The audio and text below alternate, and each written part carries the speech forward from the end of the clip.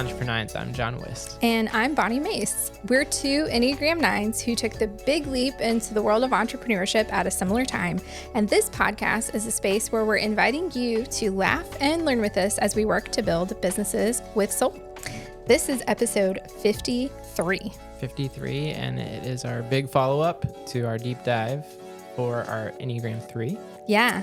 And so we got to have a fun conversation with Sarah Bosma. Sarah Bosma. Bosma. Okay, yeah, good. he did great. Thanks for also doing that when we actually talked to her. When we were talking to her, I always feel like I'm not going to say it right. So also, she's going to take my chair. I'm not sitting here. I'm sitting here right now. But yes, for this is the chair that she will be. She will. We're doing a switcheroo. I felt like I needed to say that because all of a sudden it's going to be like, oh, look who's sitting there now. You're going to just like magically switch. Yeah, right. Exactly. Yeah. So anyways, it's a magic. Yeah, really great conversation. I thought it was a lot of fun. So this is Sarah from SJB Photography. Hey everyone, we're here with Sarah Bosma. Say that right? Yes. She is an amazing local photographer right here in Annapolis, and we're so excited. We're like, this is our first time doing this studio setup without just the two of us. Without just the two of us. Yeah. With the chairs. Yeah. Usually there's a table. Yeah. There's a plant.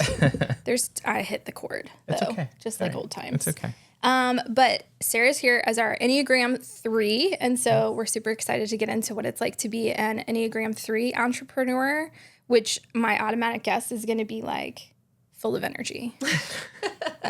Greatness. Well, I will say, like, behind the scenes, just like this is not how we are not this chatty typically as I'm like setting up and getting ready to record. True. So you've already brought a little bit of a different energy. So thank you. We're like silently working. And thank you for having me. Yeah, no problem. No problem. So we'll get back to Enneagram stuff, but we like to start just like tell us about you and your business. Like, how did your entrepreneurial journey start? So this is my 10th year in business, which is That's super awesome. exciting. Thank you. Yeah, that's awesome. 10 years in 2014, I had a friend approach me and said, "Hey, Sarah, I love the pictures you take of your children. Could I pay you to take pictures of mine?" And I was like, a light bulb went off. I was like, absolutely. I would love to do that. And it kind of just grew from there and started just word of mouth. You know, she told other friends, people would see just the pictures I posted on Facebook. Yeah. And it's grown since then to something more than I could have ever imagined. And yeah, it's been so much fun. Well, full disclosure, we've both gotten family pictures from you. Yes, so. I know, that's amazing. Which is fun. So it's kind of fun to like get a peek behind the curtain a little bit too and see a little bit more. Absolutely. What other than like, so clearly like you had a skill for photography like before you started the business. So like what even started that, like you getting into photography? So my dad has always loved taking pictures of like the kids and just on family trips. And then my husband and I, pre-kids, went to go backpack Europe together. And I bought my first DSLR camera then and took pictures just kind of us two, but not really because there was like no selfie sticks back then. Right. I did not lug my tripod around. But it was more of like nature and like the Swiss Alps and just, you know, I really enjoyed. And then I brought it home and I started editing just like on the very basic editing stuff. And that's honestly probably where my love came came from is just I enjoyed working with the camera and then kids came. Yeah. And once you have kids, my landscape zoned in more on just portraits of my children and took a lot of them. Yeah. So that's awesome. yeah. Yeah. I think it's cool. Like I think that like hobby photography, videography is a really cool way to like kind of ease into a business like this because like for me, it started with actually a photography class, like actually developing film in high school. Like we had a photography class where it was no digital cameras. Like you couldn't use a digital camera. You had to use a film camera. That's awesome. And so like learning all of that and like the ins and outs of like just what makes a good picture. I think you start to like feel that over time, and especially when you're just doing it for yourself. Absolutely. There's a lot more motivation and inspiration, I think, sometimes to just keep trying new things, Yes. right? That's what I say, because I didn't go to college for photography. I went for business management, which I use that as running a business. But the creative portion of it has been trial and error. And when someone comes to me and asks, you know, how do I get into photography?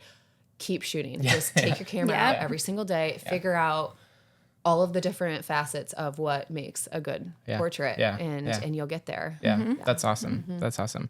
Kind of on, I guess, that note, like, you have a business management background. Like, how did those things start to merge for you? Like, once the light bulb went off, you're like, okay, I can do this as like my thing. Like, how did you see those things start to merge or cross or feed off of each other, you know? So I always say being a professional photographer has like 3 separate parts to it. One is, can you take a good picture? Can the end product be what your clients want? Right. And so there's that portion. Another part is learning how to run a business, or knowing how to run a business, because I have to be very organized. I have to be able to respond to emails, but also I have to be able to understand taxes and, you know, am I setting my prices enough to cover all of my expenses? And can I actually make a living off of this? And then the third portion is actually being a people person. Can I work with people where I get the children to smile back at me? Yeah. You know, because that's like a lot of it is that's a skill. the hardest part are the hardest photo shoots are working with toddlers.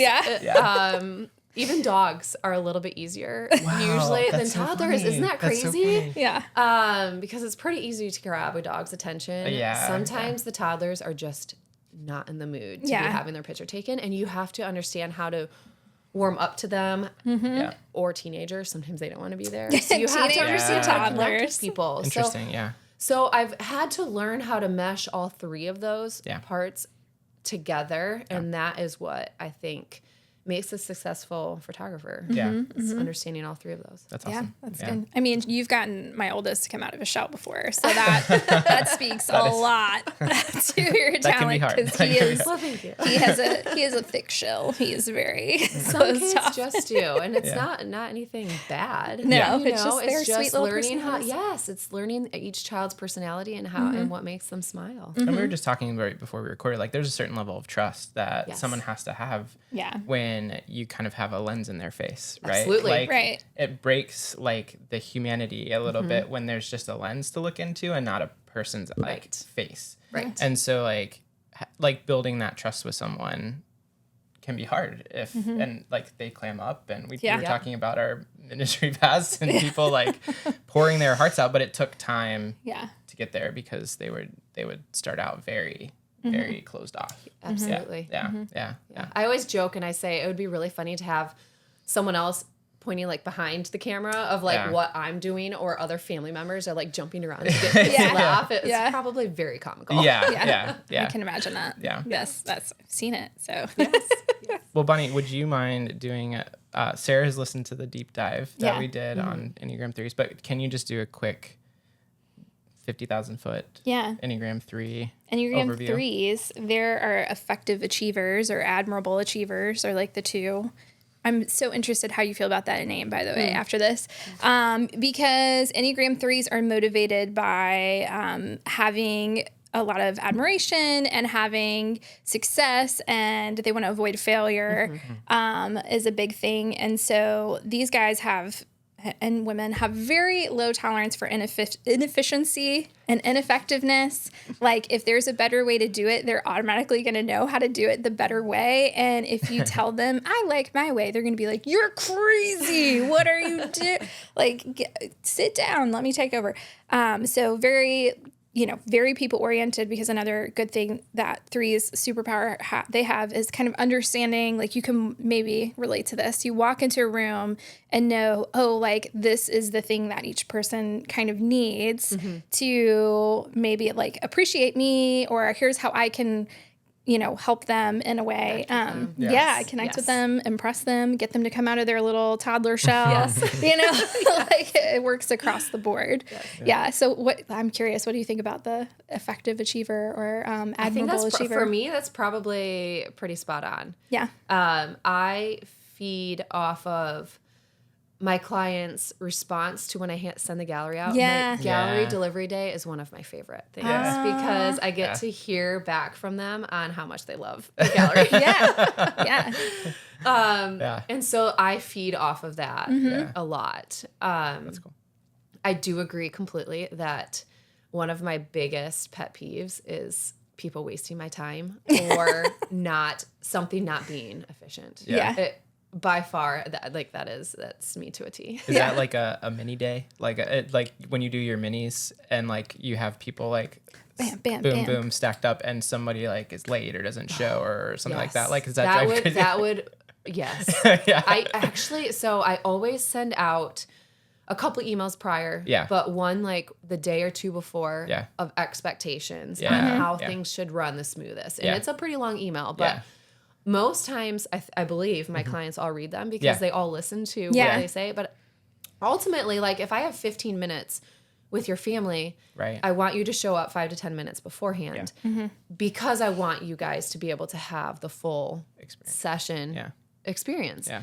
And they all want the same thing. Right, So right. it's a joint effort, Yeah. on my part and their part. And everyone generally, unless if there's like a traffic Yeah. or something Right, unknown right, that right, right. happens, generally everyone shows up on time. Yeah, I think the last mini I had with you, actually, there was like a major festival in the Yes. harbor. Do you Yes. remember this? Yes, I do. And I think you were like texting everyone that morning, like, there's no parking, like, try to get here maybe 30 That's my minutes worst early. nightmare. Like, Is yeah. something Yeah. that throws off my mini The session system. day, unexpected, Yeah. where I have to Yeah. reach out to everyone last minute. Yep. Yeah. Just to let you know, this is Yeah. changed. You still but- rocked it. It was still great. We like, I remember because, yeah, we like barely found a parking spot and like pulled in and like It worked out. It ran. Yes. But, yeah. I mean, you have to, so there's all these expectations that I have on Yeah. how the day is going to go or Yep. how the clients are going to be. But also, I have to understand life happens too. Yeah. Yeah. And I can't let that affect my demeanor because that could come across. Right. And so I have to kind of let things just fall off a Yeah. little bit, too, like off my back a Yeah. little bit. Has that been a learning curve for you? Like, has that been something that's been like gotten easier over time because of the experience you have now, like 10 years in? Yeah, I think so. I think Yeah. I've learned what to let go of a little bit, but Yeah. also being a mom Yeah. has Yeah. has given me a lot of learning Yeah. experience of what to just Yeah, let go let go of. of, yeah. Yes. Yeah. If there's anyone in the world that's inefficient, it is children. We love them for Yes. it, and they drive us Hurry crazy. up, come on, let's go. We gotta get out the door. Yeah. Yeah. Yes. Yeah. Along that same line, I want to come back to the admirable part in a minute, but like how has, parenthood definitely stretches you as a person. How has your business kind of uniquely stretched you? So I think I used to come home from a photo shoot and want to want to download all the images to my computer. One, because I always had a fear of like something happening Losing to it. that Oh, SD card. Like yeah. I don't want anything. I want them to be in two places at once as soon as possible. Well, I mean, now we have like two, cards in one camera, so Sure. there's always a backup. Yeah. But when I started out, it wasn't that way, Yeah. And so I would run home and download the images, but then I would get pulled in to like edit the images right then. And I didn't need to edit them right there. That was Yeah. like a self-imposed deadline that would have placed on myself that was completely unnecessary. Sure. And even if we had like family things going on, I would be like, no, I want to quick get this done. Where I have learned I've always been good with time management, but a different structuring of priorities for my time management. Sure. In making realistic expectations of me and myself and my business, but also of how that fits in with having a family of 4 kids Yeah. and a dog and a husband who travels for work. Yeah. There's Yeah. all these balancing acts that I've had to learn the efficiencies that I can use and need to utilize for my family, but what works best, because ultimately my kids have to come first. Yeah. They do. Yeah. And my family and my husband need to come first. So how can I figure out how to balance all of those things? Yeah. Yeah. Yeah. But it's gotten better. Yeah. Over the 10 years, I can tell you right now I am much better at time management and prioritizing things than I Yeah. was at the start. Yeah. Yeah. I feel that I I mean, just working in a similar industry, like I was hyper crazy about like Yes. when I got like, especially early on when I got home from shoots, it's like, I've got to get this stuff somewhere other than this card because you just don't know. You just exactly don't know. And, you know, I think one of the biggest struggles at the beginning is finding that balance between like wanting to devote your time and grow your business so that it's sustainable, that it's something that's going to benefit your family and not hurt it. Yeah. But at the same time, like, you're home all the time and you're around your family and you're around your kids. And so how do you do those things in tandem, you know, and set up the boundaries that you need to set up to not. Yes. Placing boundaries is key. Yeah. I think also understanding that the expectation of myself and the expectation of the client are two completely different things. Yeah. I assume at the beginning, I always assumed they would want the images like that night. Or the next morning. Exactly. And I realized they're grateful if they get it within a week or 2 weeks, you know, but generally sooner than that. But I've realized that I can let go a little bit more because I have placed expectations that weren't realistic at the beginning on myself when I didn't need to because the clients weren't doing that. And that's who I'm ultimately working for. Right. Yeah. Well, and we were talking about this a little bit before we started. Like, you know, you get to a certain point where you realize, like, no, like, this is my business, and I get to set the deadline. Right. That's exactly it. Like, I get to tell you when you're going to get your pictures, like, when you're going to get your images. And, like, there's something so freeing in the fact of, like, oh, like, no, I'm actually in control of that part. Like, very true. Like, I can tell people when to expect things rather than place their expectations on myself. Yes. Yeah. Exactly. Yeah. Cool. And like a lot of things that we talk about on this podcast are building businesses with soul. And so like our spin on that is like we have both been working really hard to not burn out and to not deprioritize our family like you were talking about and to call out our people-pleasing tendencies or our overachieving tendencies, which I hear in this room we all share. And so like being able to bring some of, I mean, that's why I love Enneagram, is bringing some of that self-awareness to be like, oh, my drive towards efficiency and quickness is like actually an innate desire. It's like part of who I am, but it doesn't need to be part of like what drives the business. Like there are ways to do that aren't like perfect efficiency, right? And like perfect, you know, quickness and like perfect people pleasing. That's never going to happen. Like somebody's going to be grumpy at some point along the way and like we'll get over it and it'll be fine. So finding that balance for John and I as we started our businesses of like what is protecting our soul and like holding on to our values and continuing to grow as a person while also growing this business, because there's a way to grow a business where you throw everything human about you away and you just become the machine, which I think is a huge temptation as a 3, right? Is to become the machine and like just plug away at it until you have the best photography business in the United States of America, right? Like, so have you ever felt that like temptation sneak in, or how do you do that? Yeah. So over the years, I realized that when the word of mouth was growing and I would market and it was people were starting to email me or contact me a lot more photo shoots than what I was used to, right? So as the business was growing, and by the numbers, it would appear that like I'm thriving, right? And it's like in a sense, the business was. Yeah. But I could lose myself very quickly in that, because was I keeping true to the core of my business, which is, am I keeping my style of editing the way that I wanted to versus the way they're asking me to? And so I've learned to tell them I'm a light and airy portrait photographer. This is what you can expect. Here's my portfolio. Look at it before you work with me. Yeah. You know, just to make sure I'm your style. And I'm okay letting those people go now. Good. Whereas before, I had to learn that, because before I wanted to take in. And that's the struggle, right? When you're learning to grow a business, in some ways you want to take any client that could possibly want to work with you.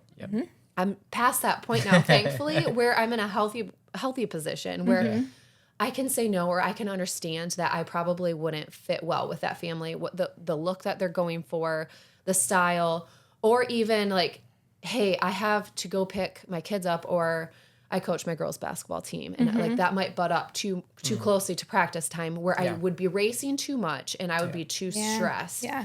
That I'm sorry, that's not going to work out for me. I can't I can't figure out how to fit it all in. Yeah. So Yeah.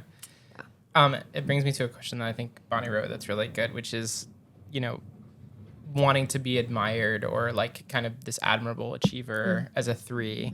What is your vision of your business being admired? Or like, what's your vision of like success even for your business? Yeah. So I looked up the word admirable. Nice. Because I was like, does this really fit me? Does it ring true? Yeah. And it does, because the 2 words there's 3 that came up, and I highlighted them on my notes.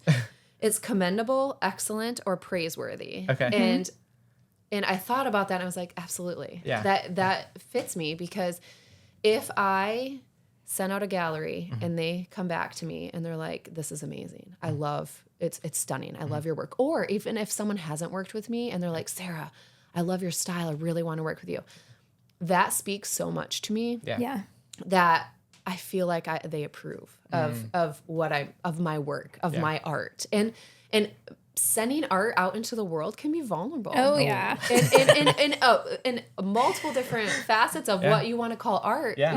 Photography is, videography, doing a podcast. There's like something that you create and you release out into the world. Yeah. You want people to enjoy it, to love it, to come back for more. And so hearing that from people, and then also having my year after year same repeat clients, or them spreading it word of mouth to others, and someone's coming to be like, hey, I worked with Bonni before, and she highly recommended you. That's the greatest praise that I can get. Yeah. Is they want to keep coming back because they loved the end product. Yeah. So that's awesome. Yeah. Very cool. Very cool. Well, I think, you definitely, and maybe this is very 3 of you, to like listen to the deep dive and then like go deeper. Yeah. You are our first guest with notes. I love it. But like, even as you've done a little bit more, research, and even, brought some notes and doing some looking up of like some of these terms that surround like being a 3, how do you, I guess, there's 2 sides to the coin always, right? Like, how have you seen, or even reflecting on those things, like how do you see your Enneagram 3 kind of typing like help you in your business? And then like, what are some of the pitfalls? I mean, we talked about it a little bit, but like, what are some of the pitfalls of that as well? Sure. So the pitfall would be learning how to set boundaries. Yeah. And that's a constant struggle. I talked about it earlier, how I've prioritized better over the years, but I still struggle to say no to people. Like I just released like a caption the other day. I have like 2 sessions left in the year of 2024 available, and that's it. Yeah. That's awesome. Which is great, right? Yeah.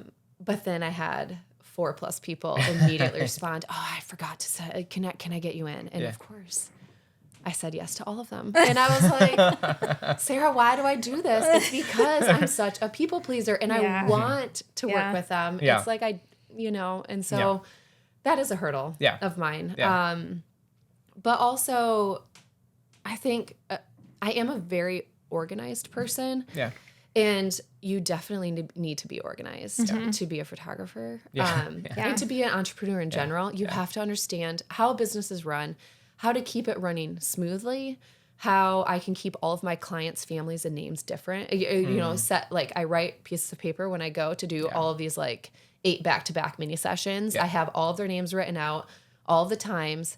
I've emailed them all these in-depth details, and because I want it to run smoothly. I want the day to run smoothly. I want my business to run smoothly. And so I feel like that has helped me in becoming an entrepreneur and then probably my business management background too, is how to manage. And then my husband helps me keep all of my books. Okay, nice. Thank you, Adam. I have one of those. That's awesome. Bookkeeping husbands are really great.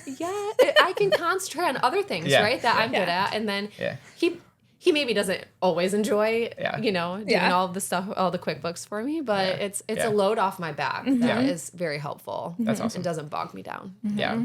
Yeah, I think the learning the spaces where like you don't excel, and being able to hand those off to somebody is really, really hard, right? Because you want, number one, a certain level of control, Absolutely. right? Absolutely. But you also want to do it well, right?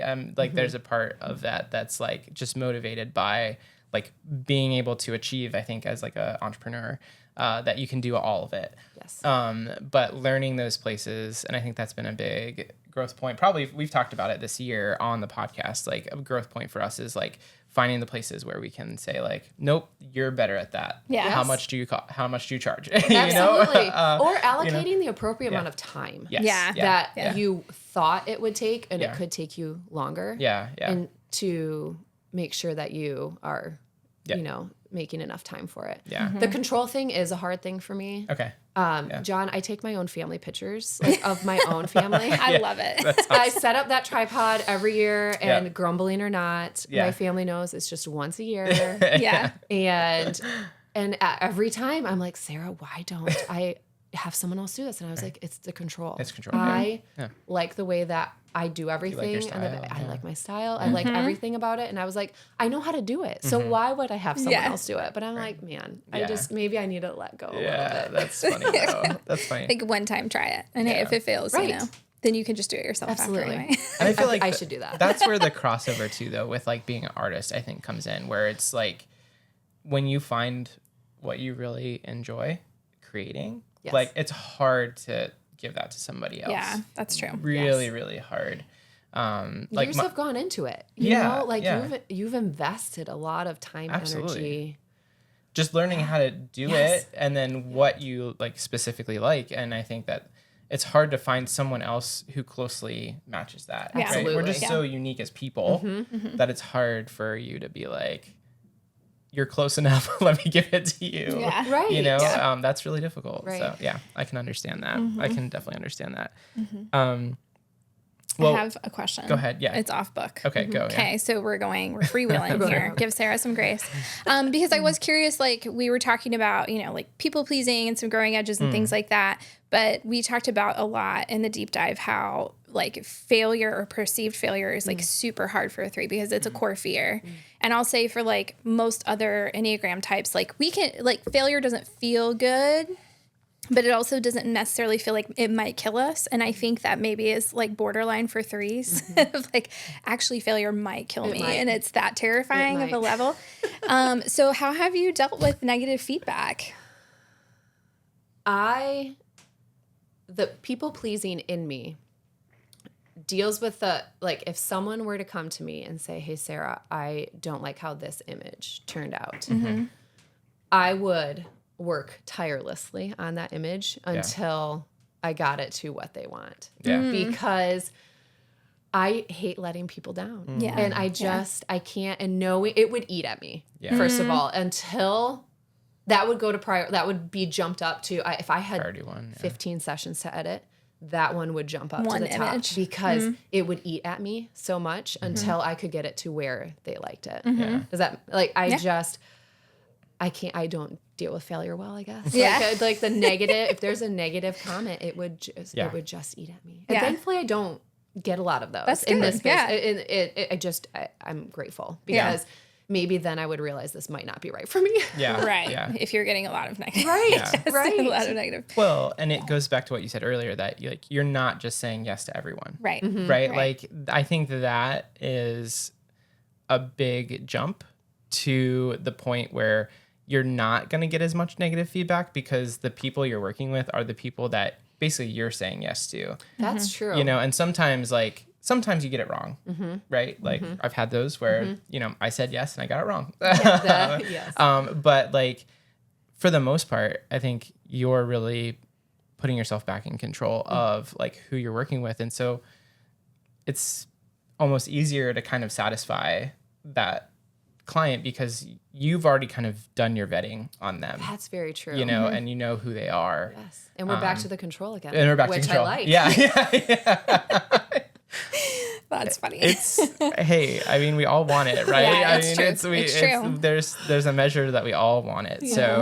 So, no, I think that's really interesting. And I think, again, like maybe seeing some similarities, like I'm the same way where if somebody has something, and in my world, it's like revisions, right? So like, you know, the first edit isn't the final edit, right? And so, you know, you get revisions back. And as soon as I get revisions, I'm tempted to immediately jump in and do it and get it back out. And so I think there is, again, some of that, you know, the people-pleasing perfectionism, stuff like that, that I feel, you know, a lot of similarity with in the similar For industry. better or worse, Yeah. it's there. Yeah. I like hearing how you subconsciously set yourself up for success in that way by just like really clearly defining your terms. And like, I think that shows a measure of efficiency, like even in your business up front, that your website is like, here's exactly what to expect. Because, and that was one thing that drew me to you in the first place, is it's like, she's using natural light. Like she's not over editing or over stylizing her photos. Like she's working. I mean, I was in art school too. So I was like, when I was looking, I was like, who knows how to use light, right? Like this is so important. Not every photographer does. Right. And so, but your website was so clear. And so I think that does, I think that interestingly, subconsciously cuts out some of the back and forth that you probably would have to have with clients up front. But yeah, I mean, there ain't nothing wrong with setting yourself up for success. Like, why make it harder on yourself? Right. Speaking of the website, okay, another off the book question. This is more like very practical kind of, you know, and you come from a business management background. You have a husband who's very like financially minded. Yes. The word investment on your website, I feel like is a great word. Oh, and so like, tell me a little bit about like how you got to that being the word for what you charge people. Because that's something we talk about a lot. We're all three in service industry, basically, where technically like pricing could be varied, you know? Yes. It is. And kind of all over the map, depending on who you are. But just talk a little bit about that, because I feel like that's a really important word on your website. Words mean a lot. Yeah. And you want to associate the photos that I'm going to hand someone as something that is timeless and they will never get back. For, you know what I mean? Like if I'm going to take pictures of your family today, tomorrow they're older already. Right? In a year they're older. You want to invest in something that is timeless and you can look back on in decades to come. And so if you're saying it costs this much, someone's going to automatically have a negative connotation with that. But if you're investing in something, it means that you're gaining something from it. It's not an expense for you. It is something that you can take with you. Yeah. That's awesome. Yeah. I think it's super important for people in the service industry, because I think we get so caught up with pricing. Yes. Yeah. And it becomes like an anxiety. This is from my perspective. It's okay. You can share your perspective. I mean, I feel like, you know, like, especially early on. Now it's not as much so. Now I feel confident being able to say, no, this is just how much it costs. This is what I'm worth. Right. This is what I'm worth to you. This is what I'm worth. And that took me a while to get to also. Yeah. Because people are going to compare you. To a lot of other photographers. They're going to compare you to ones they've worked with before, or compare you to one that they see marketed right next to your page. You know, your website falls right under, and they're like, well, what makes you better to work with? Your prices are more. Well, this is what I offer for you. And it's an experience. It's not just a product you're getting, it's the experience of it. And that's my goal, is to have people come away from the photo shoot being like, man, Sarah, you were so easy to work with. My kids loved you.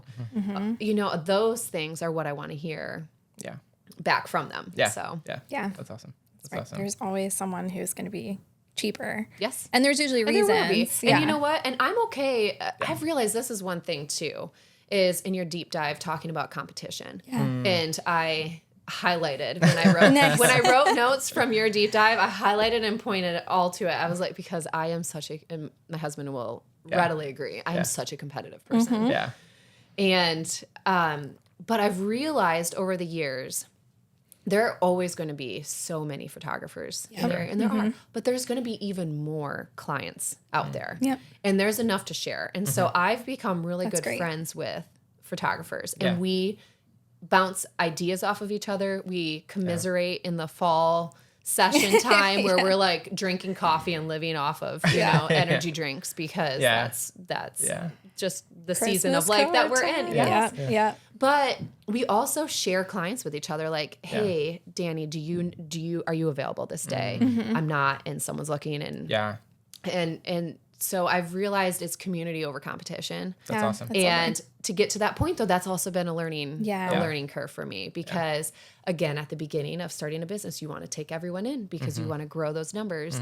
But looking back, I wish I could have understood a little bit more that growth, slow growth is okay sometimes. It doesn't need to be an immediate, getting to your final goal. Rocket ship. Going exactly. viral. And in fact, that's probably not healthy for a lot of businesses because you don't learn along the way. Yeah.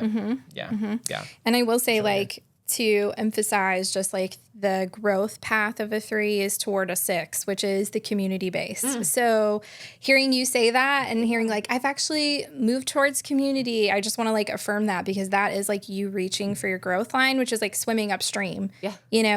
All of our growth lines are a little different. And so for you saying, I'm going to set aside the competition, I'm going to recognize that competition is not healthy for me. It's not healthy for my brain. That's what's going to push me into, compromising my boundaries and, neglecting my family. Like, competition will set you that way. And so moving towards your growth line of a 6 to say actually collaboration, community. And, we were even talking ahead of this and talking about some of like the broader community that you're starting to build locally. That is swimming upstream for a type 3. That's really hard because type 3s want to be a bootstrap kind of person. Sure. And like, you want to do it all, and you want to do it all yourself, and you want to do it better than everybody else. And so being able to lean into that and say like, actually community is the way we all thrive, and being able to say there is enough for all of us, like, it is a huge, huge testament to your health. So that's what I do, is pep talk those moments when I hear them. Thank you. No problem. So you did a lot of research and came prepared and highlighted a lot of things. So is there anything we haven't asked you that you thought was interesting in your discovery? What I found interesting is in your deep dive of Enneagram 3 Wing 2 didn't necessarily match up with who I thought I was. And so it had me questioning if I actually was a Wing 2 or a Wing 4, which I believe I am a Wing 2. But your comment on how an Enneagram Wing 2 loves to be a little late to a party so that you can show up and just make this grand entrance into, and everyone looks at you. Yeah. I'm not that way at all.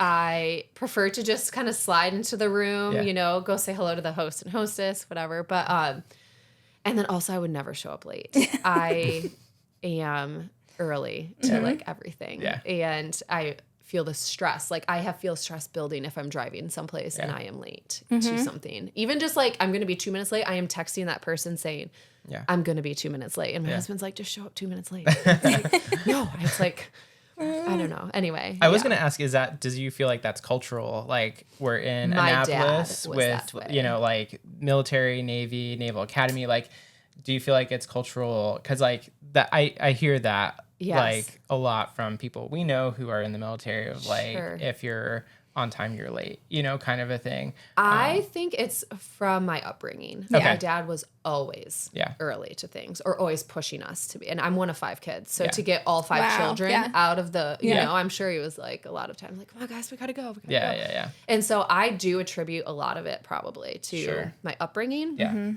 But I don't think all of my siblings could say that they're the same way. So I think it's truly like ingrained in me. Yeah. Yes. And it's just this pressure that I put on myself that I really don't need to. I like to show up early. I mean, and it's just like, you could show up a couple minutes late to church, but I'm feeling like you're stressed. Stress over it. Yeah. Whereas like, I definitely wouldn't want to show up to my mini sessions late. Like that would be my worst nightmare. Yeah.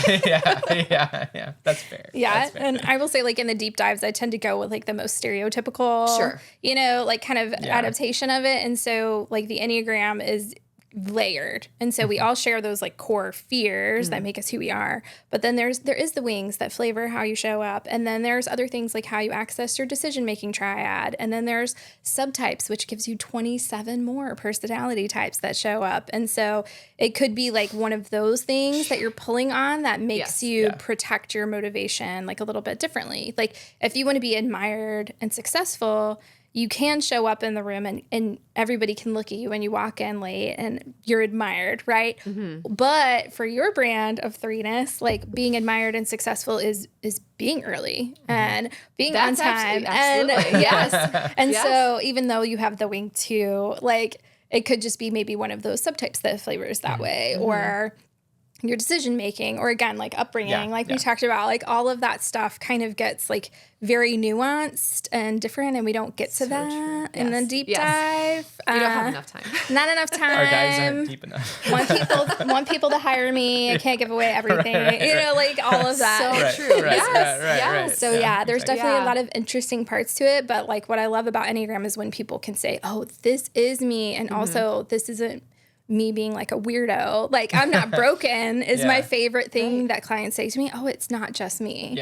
Like, oh, I'm not broken. Understanding more about who they are and what makes them tick. Yes. And then you have like immediate compassion for yourself, and like you can grow into some of those edges that you like are more resistant to, or you can embrace some of those parts of you that you're like, I'm just quirky, like, no, you're not just quirky. Like this is just how you want to show up and function in the world. So that is, I love the Enneagram for that. So thank you for sharing. Yeah, absolutely. I mean, we're kind of coming up to a nice long interview. So to close, is there anything else you wanted to share, or fun fact or promo or anything goes for this point?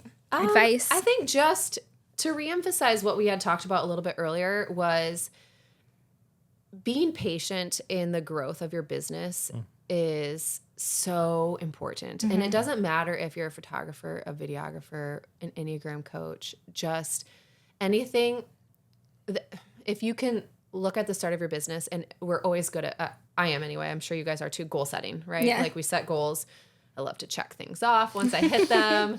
And so I have this overarching goal of like where I want to be in 5 years, 10 years. But I think the most important thing to learn as an entrepreneur is the little steps along the way that get you to that big goal. You don't just run a marathon tomorrow, right? You train for it. And the most important part is like the extra like strength training and, sprints that you do in order to run the long distance. And a business is similar in the fact that it's the little workouts, if you want to call it, along the way that get you to the finish line. And understanding that for myself and my business has been huge. And it's been honestly probably why it's continued to grow the way it has and to be where I am today. That's awesome. That's good advice. Yeah. I feel like the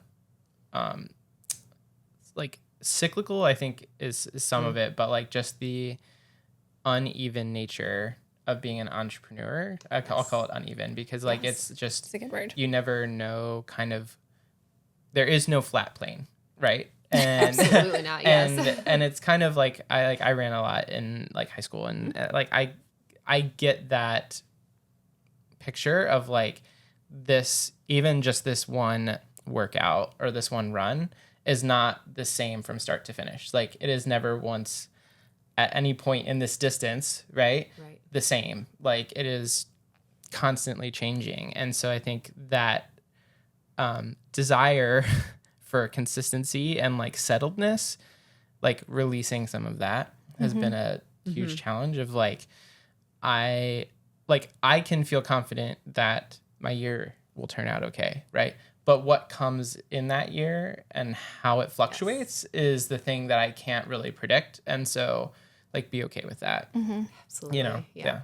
So that's really good. Yeah. Awesome. Well, thank you again, Sarah, for being here. Thank you for having me. This is it was fun. Can you tell everybody where to find you / hire you if they're in the Annapolis area? Sure. I'm based out of Annapolis, Maryland, and I am at SJB Photography, which are my initials.